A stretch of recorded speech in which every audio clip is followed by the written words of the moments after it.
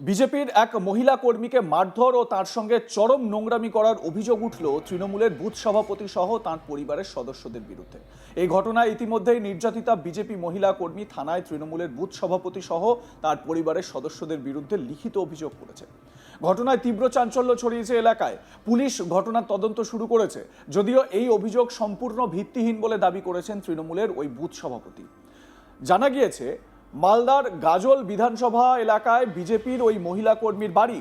তার পরিবার এবং এলাকার অনেকেই দীর্ঘদিন ধরে বিজেপি করে। ওই মহিলা বিজেপি কর্মী, সে তার নিজের বাড়ি তৈরি করার জন্য লাল মাটি সংগ্রহ করে সরকারি রাস্তা দিয়ে আনতে যান। কিন্তু সেই সময় তৃণমূলের অভিযুক্ত ওই বুথ সভাপতি প্রভাস ঘোষ ও তার পরিবারের সদস্যরা বিজেপি মহিলা কর্মীকে মাটি সরকারি রাস্তা দিয়ে আনতে বাধা দেয়। তখন বিজেপি মহিলা কর্মী সেই বিষয়ে প্রতিবাদ করতে গেলেই তৃণমূলের বুথ সভাপতি তার পরিবারের সদস্যরা সেই মহিলাকে মারধর করে বলে অভিযোগ। তার সঙ্গে অসভ্য ব্যবহার করা হয় বা অভব্য আচরণ করা হয়, চরম নোংরামি করার অভিযোগ উঠেছে। বিষয়টি দেখতে পেলে নির্যাতিতা মহিলার পরিবারের সদস্য তাকে বাঁচাতে আসলেও অভিযুক্তরা তাকে ধরে মারধর করে বলে অভিযোগ। বিজেপির ওই মহিলা কর্মীর অভিযোগ, দীর্ঘদিন ধরে তারা বিজেপি করে সেখানে এলাকায় থাকছেন আর বিজেপি করাটাই তাদের অপরাধ। সেই জন্যই প্রতিটা ক্ষেত্রে তাদের বাধা হয়ে দাঁড়ায় ওই তৃণমূলের বুথ সভাপতি। নির্যাতিতা ওই মহিলা ইতিমধ্যেই গাজল থানায় লিখিত অভিযোগ করেছেন এবং অভিযুক্ত এই তৃণমূল বুথ সভাপতির শাস্তির দাবি জানানো হয়েছে।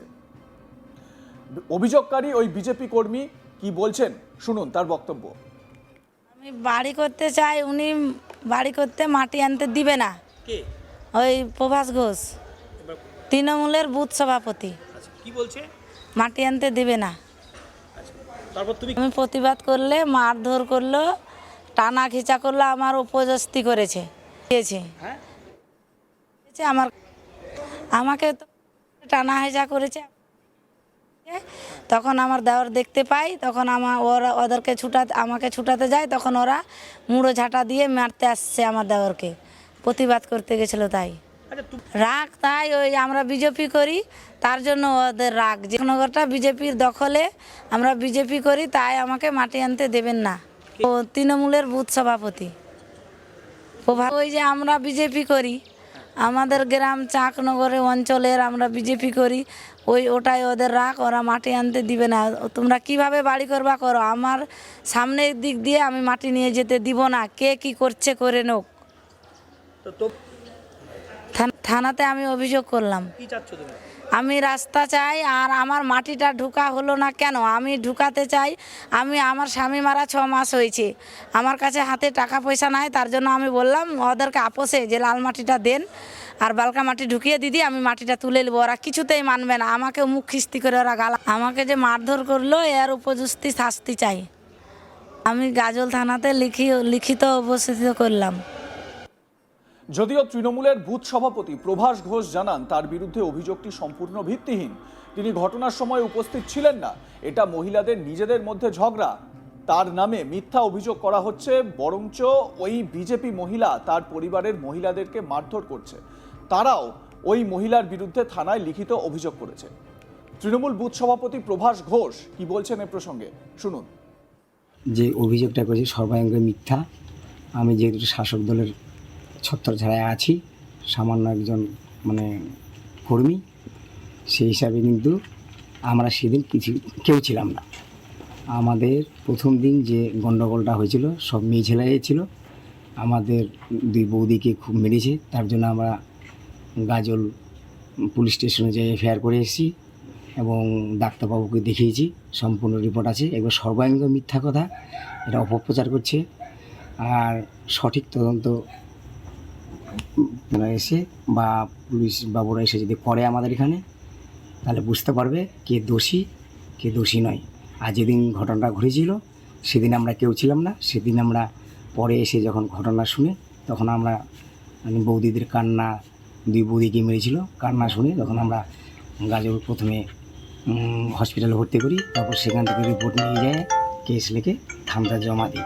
ওরা আমার বিরুদ্ধে বা আমাদের বিরুদ্ধে একটা মিথ্যা অপপ্রচার করছে। এটা কোনোভাবেই পার্টি জড়িত না, এটা ব্যক্তিগত। ওরা আমাদের সঙ্গে গণ্ডগোল করেছে, তার জন্যেই ওরা আমাদের অপপ্রচার করার জন্য হ্যাঁ লিপ্ত করার জন্য এই কাজটি করি।